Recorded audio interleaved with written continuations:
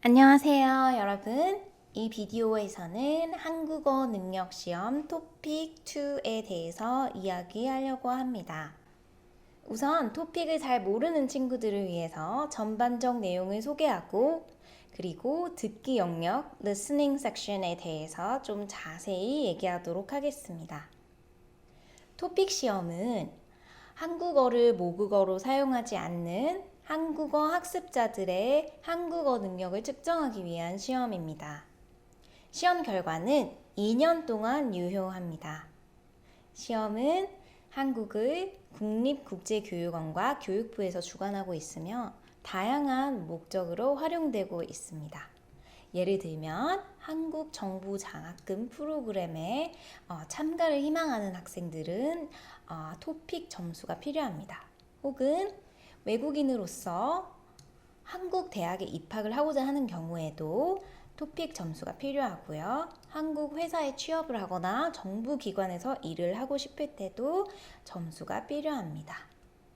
혹은 한국어 선생님이 되고 싶은 경우에도 토픽 점수가 필요합니다. 한국에서 살고자 특별한 비자를 신청하고자 하는 경우, 영주권을 신청하고자 하는 경우에도 이런 점수가 활용될 수 있고, 그리고 이민자들을 위한 다양한 프로그램에 지원을 하실 때도 점수가 활용이 되고 있습니다. 토픽은 크게 두 가지의 종류가 있습니다. 토픽 1 그리고 토픽 2가 있는데요. 토픽 1은 초급 학습자들을 위한 시험으로 매우 쉬운 내용이고요. 토픽 2 같은 경우는 중급 그리고 고급 학습자들을 위한 시험이 되겠습니다. 시험 결과에 따라서 레벨은 크게 6개로 나오게 되어 있고요. 그리고 보시면 아시겠지만 토픽 2는 가장 낮은 레벨이 레벨 3, 레벨 3이고요. 그리고 대부분의 대학에서는 레벨 4 이상, 각 대학마다 요구하는 조건들이 다르기 때문에 본인이 원하시는 대학 혹은 본인이 지원하고자 하는 그런 프로그램이 어느 정도를 요구하는지 확인을 해 보셔야겠습니다. 그래서 총 300점으로 시험이 시행이 되고 있는데요. 시험은 토픽 2 같은 경우 듣기, 쓰기, 그리고 읽기, 독해 영역 이렇게 3개의 영역으로 나누어져 있습니다. 처음 리스닝 영역을 시작을 하게 돼 있는데요. 60분 동안 50문제를 푸셔야 되고 선다형 문제입니다. 한 문제당 2점이고요. 그래서 총점이 100점이 되겠습니다. 쓰기 영역은 50분이 주어지고 문제는 4개, 그리고 독해 영역도 70분이 주어지는데 선택지가 있는 그런 선다형 문항이 50개가 있고요. 각 영역이 모두 100점씩 배정이 되어 있어서 총점이 300점이 되겠습니다. 멀티플 초이스, 즉 선다형 객관식 문제의 경우에는 선택지가 4개가 있고 그 중에서 가장 적절한 선택지를 고르는 그런 문항이 되겠고, 쓰기 같은 경우는 문장 레벨로 쓰는 문제가 2문제, 그리고 묘사하는 글 쓰는 것이 1문제, 주장하는 글 쓰는 것이 1문제, 이렇게 총 4문제가 출제가 됩니다. 참고로 2020년 시험 계획은 이렇습니다. 보시면 아시겠지만 한국에서도 시행되고 아메리카나, 유럽, 아프리카, 그리고 아시아나 오세아니아 등의 국가에서도 시험이 시행이 되고 있습니다. 하지만 현재 코로나 바이러스 상황 때문에 시험이 취소가 될지 계속될지는 아무도 모르는 상황이긴 합니다. 하지만 여러분들 2021년에도 아마 시험이 이렇게 다양한 국가에서 여러 번 시행될 수 있다는 것을 참고해 주시면 좋겠습니다. 그럼 이제 듣기 영역에 대해서 한번 좀 알아보도록 하겠습니다. 앞서 말씀드린 대로 60분 동안 선택지가 4개 있는 그런 선다형 문항을 50문제를 풀게 되어 있고요. 그래서 총점은 100점으로 그렇게 됩니다. 그래서 50문제고 60분이 주어진다. 문제의 유형은 조금씩 차이가 날 수는 있지만 대부분 문제는 그림을 묘사하는 문제부터 시작이 되고요. 대화를 듣고 이어질 말을 고르는 문제, 대화를 듣고 이어서 할 행동을 고르는 문제, 대화를 듣고 내용이 일치하는 것을 고르는 문제, 대화의 중심 생각을 파악하는 문제 등이 있고, 그리고 긴 내용을 듣고 여러 문제에 답을 하는 경우도 있습니다. 예를 들면 장문 대화를 듣고 두 문제 또는 세 문제 등을 대답해야 되는 그런 문제들이 있고, 인터뷰나 대담 같은 그런 유형의 듣기가 출제될 때도 있습니다. 가끔은 강연이 나오기도 하고, 혹은 토익 토론, TV쇼 이런 유형의 듣기가 나오면 여러분들이 그 긴 지문을 들으시고 세 문제, 네 문제 등을 답하시는 그런 문제가 주로 나오게 됩니다. 그럼 문제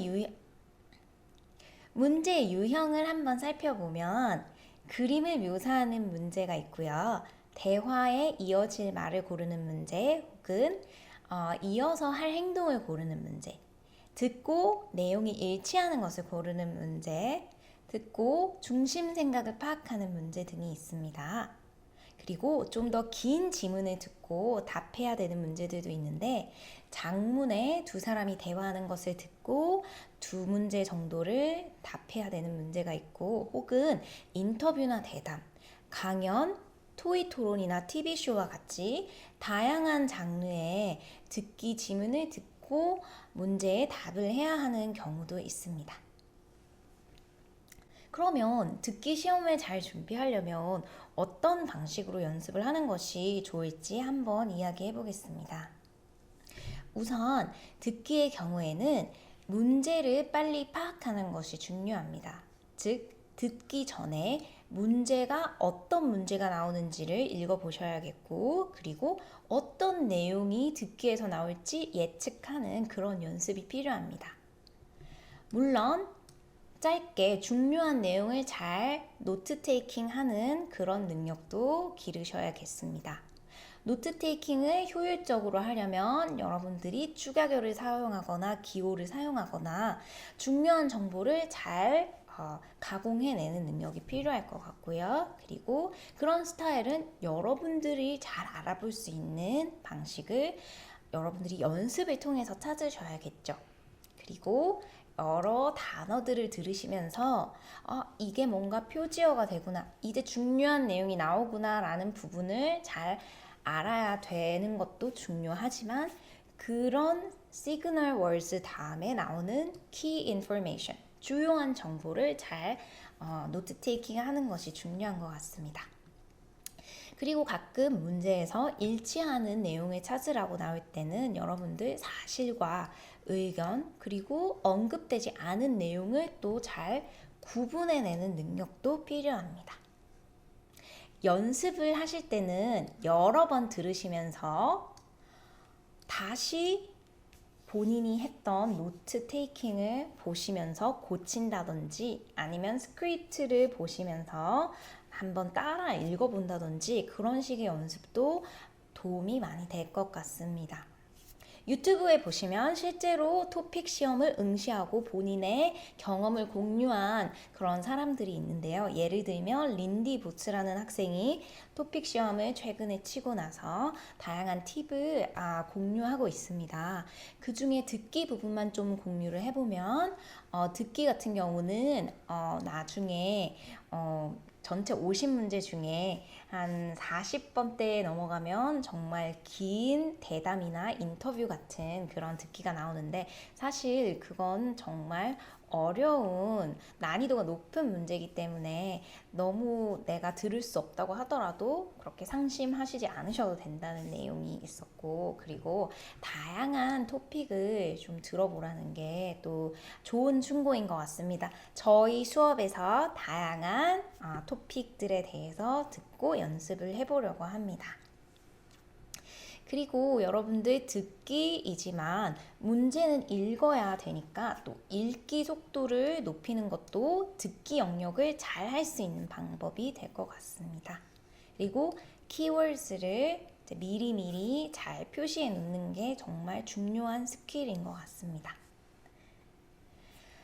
제가 이번 자료를 만들면서 참고한 내용은 모두 토픽 공식 웹사이트에서 본 내용들입니다. 시간 되실 때 한번 확인해 보시면 좋을 것 같습니다. 질문 있으시면 알려주세요. 감사합니다.